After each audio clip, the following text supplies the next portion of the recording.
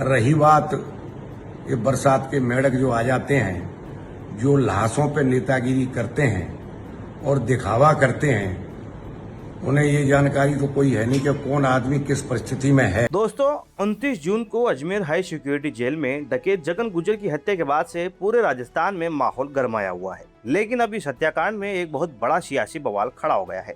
दरअसल जगन गुर्जर के अंतिम संस्कार में हजारों लोगों की भीड़ उमड़ी, लेकिन बाड़ी से बसपा विधायक जसवंत सिंह गुर्जर वहां से नदारद रहे। बस फिर क्या था, सोशल मीडिया पर लोगों ने विधायक को भयंकर ट्रोल करना शुरू कर दिया। अब विधायक जसवंत गुर्जर ने एक वीडियो जारी कर इन ट्रोलर्स को बहुत ही करारा और कड़क जवाब दिया है। उन्होंने अपने अंतिम संस्कार में न जाने का असली कारण बताते हुए बाहरी नेताओं को बरसाती मेंढक कह डाला है। आखिर विधायक जसवंत ने ये वीडियो क्यों जारी किया और उन्होंने विरोधियों को क्या बड़ी चेतावनी दी है, चले देखते हैं। सबसे पहले इस पूरे विवाद की जड़ को समझिए। 29 जून को जगन गुर्जर की हत्या के बाद गुर्जर समाज में भारी रोष था। जब उनका अंतिम संस्कार हुआ तो वहां करीब 5000 से ज्यादा लोग पहुंचे। सभी की निगाहें बाड़ी विधायक जसवंत सिंह गुर्जर पर टिकी थी, क्योंकि वह न केवल उसी क्षेत्र के विधायक है बल्कि खुद गुर्जर समाज से आते हैं। लेकिन जब विधायक वहां नहीं पहुंचे तो सोशल मीडिया पर लोगों ने उन्हें भयंकर तरीके से ट्रोल करना शुरू कर दिया है।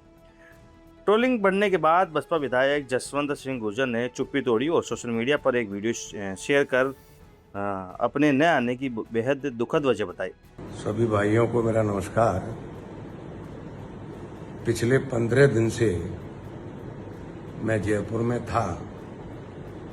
मेरी घरवाली की बहुत ज़्यादा तबीयत खराब थी और मौत से संघर्ष कर रही थी। अंत में तमाम प्रयास करने के बावजूद भी नहीं बचा पाए हम। ऐसा विधि को मंजूर था। मौत पे किसी का जोर तो है नहीं। आन लाभ जीवन वर्ण जस अपयस हाथ। कल उनकी डेथ हो गई।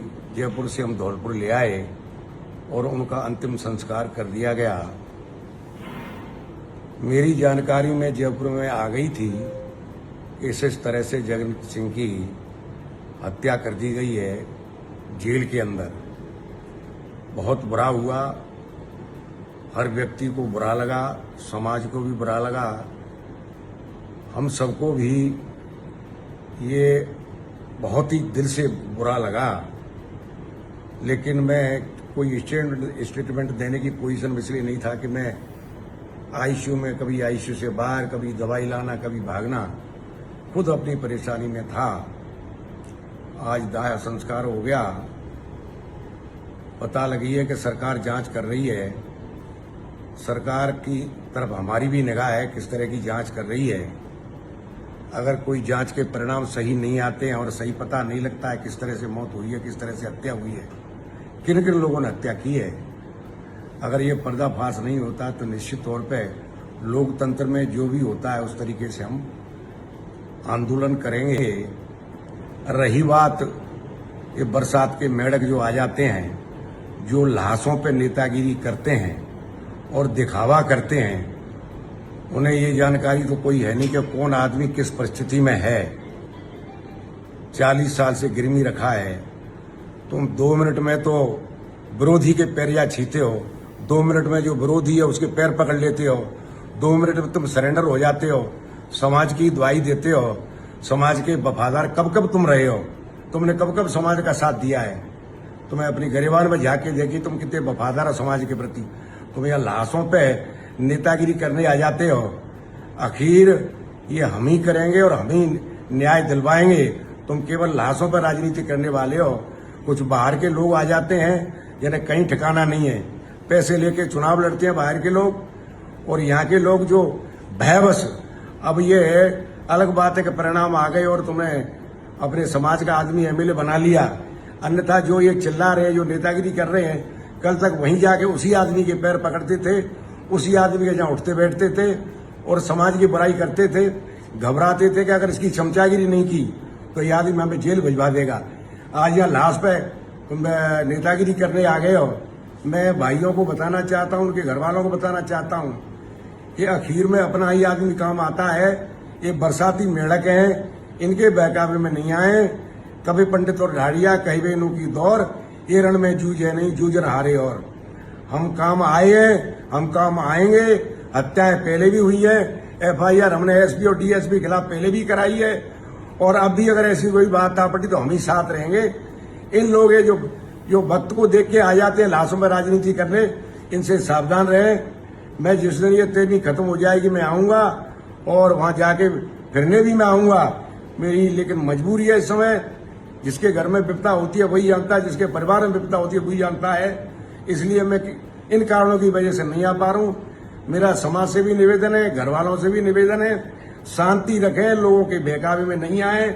निश्चित तौर पे सरकार न्याय देगी, न्याय मिलेगा। हत्यारे सामने आएंगे, नहीं आएंगे तो हमारी जिम्मेदारी है कि लोकतंत्र में हम उन हत्यारों को ढूंढ के मानेंगे और मौत का कारण पता करके मानेंगे कि किस तरह से जगन सिंह को मारा गया है, किन के द्वारा यह षड्यंत्र रचा है। वो सारी बात है, वो सादे पर्दाफाश हम करवा के मानेंगे। समाज धैर्य रखे, समाज शांति बना के रखे, और ये चवन्ना छाप जो लोग आ रहे नेतागिरी करने के लिए, जो पैसे लेके चुनाव लड़ते हैं और जो समाज के छोड़ के कल तक जो हमारा विरोधी था उसके पैर पकड़ते थे, वही लोग कूद के यहाँ बुराई करने आ जाते हैं। इनसे भी आप सावधान रहना। बहुत बहुत धन्यवाद। विधायक ने बताया कि पिछले 15 दिन से उनकी पत्नी की तबीयत बहुत ज्यादा खराब थी और जयपुर के एक निजी अस्पताल में उनका उपचार चल रहा था। वो अस्पताल में मौत से संघर्ष कर रही थी और तमाम प्रयासों के बावजूद उनका देहांत हो गया।